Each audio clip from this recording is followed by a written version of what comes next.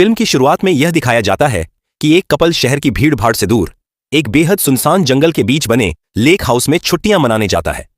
वो लोग वहां इसलिए जा रहे होते हैं ताकि अपने खराब होते रिश्ते को सुधार सकें और एक दूसरे के साथ वक्त बिता सकें। मगर वहां जाने के बाद उनके साथ कुछ ऐसा खौफनाक होता है कि उनकी पूरी जिंदगी एक जिंदा नरक बन जाती है। हम जेराल्ड और उसकी पत्नी जेसी को देखते हैं जो उस खूबसूरत लेकिन सुनसान लेक हाउस पहुंचते हैं। वहां जाते वक्त उन्हें रास्ते में एक आदमखोर जंगली कुत्ता भी दिखता है जिसे जेसी तरस खाकर बाद में थोड़ा सा गोश्त डाल देती है। उन्हें अंदाजा भी नहीं था कि यही कुत्ता आगे चलकर उनके लिए काल बनने वाला है। घर के अंदर आने के बाद जेराल्ड अपने रिश्ते में रोमांच लाने के लिए जेसी के दोनों हाथों को पलंग से लोहे की मजबूत हथकड़ियों से बांध देता है। जेसी को यह सब पसंद नहीं आता और दोनों के बीच बहस शुरू हो जाती है। बात इतनी बढ़ जाती है कि जेराल्ड गुस्से में जेसी पर चिल्लाने लगता है, लेकिन तभी अचानक जेराल्ड को एक जोरदार हार्ट अटैक आता है और वह सीधे जेसी के ऊपर ही मरकर गिर जाता है। अब जेसी के पैरों तले जमीन खिसक जाती है। जेराल्ड की भारी लाश उसके ऊपर पड़ी है। उसके दोनों हाथ पलंग से बंधे हैं और चाबी दूर टेबल पर रखी है। वह अपनी पूरी ताकत लगाकर जेराल्ड की लाश को अपने ऊपर से नीचे गिरा देती है। अब वह चिल्लाती है, रोती है, लेकिन उस गहरे जंगल में उसकी आवाज सुनने वाला कोई नहीं है। तभी कमरे में वही आदमखोर कुत्ता घुस आता है जिसे जेसी ने खाना खिलाया था। खून की गंध पाकर वह कुत्ता जेसी के सामने ही जेराल्ड की लाश को नोच नोच कर खाने लगता है। यह मंजर इतना भयानक है कि जेसी का दिमाग काम करना बंद कर देता है और उसे अजीब अजीब चीजें दिखाई देने लगती हैं। उसे मरा हुआ जेराल्ड जिंदा होकर ताने मारता हुआ दिखता है। जैसे जैसे भूख और प्यास से जेसी की हालत खराब होती है, रात का अंधेरा घिर आता है।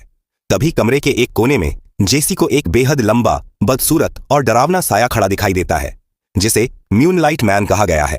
वह साया जेसी के करीब आता है और एक सूटकेस खोलता है जिसमें इंसानी हड्डियां और गहने भरे होते हैं। जेसी अपनी आंखें बंद करके चिल्लाती है कि तुम सच नहीं हो, तुम सिर्फ मेरा वहम हो।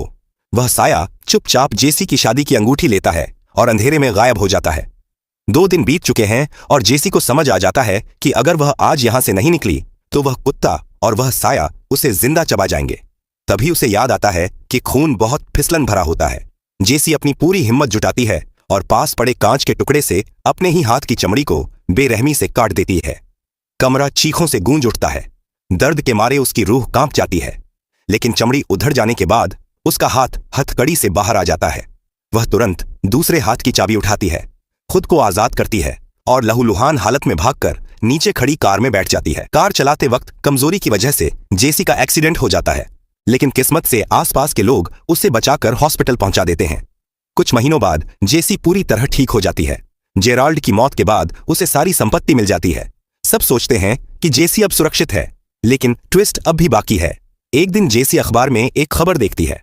पुलिस ने एक ऐसे साइको सीरियल किलर को पकड़ा है जो नेक्रोफीलिया नाम की मानसिक बीमारी से पीड़ित था, जो कब्रें खोदकर गहने और हड्डियां चुराता था और जिंदा लोगों को तड़पा कर मारता था। जब जेसी उसकी तस्वीर देखती है तो उसके होश उड़ जाते हैं। वह कोई भूत या वहम नहीं था, वह वही असली मूनलाइट मैन था जो उस रात जेसी के कमरे में उसकी अंगूठी लेने आया था। जेसी सीधा कोर्ट पहुंचती है और उस कातिल की आंखों में आंखें डालकर अपने जीवन के सबसे बड़े डर का सामना करती है और हमेशा के लिए आजाद हो जाती है।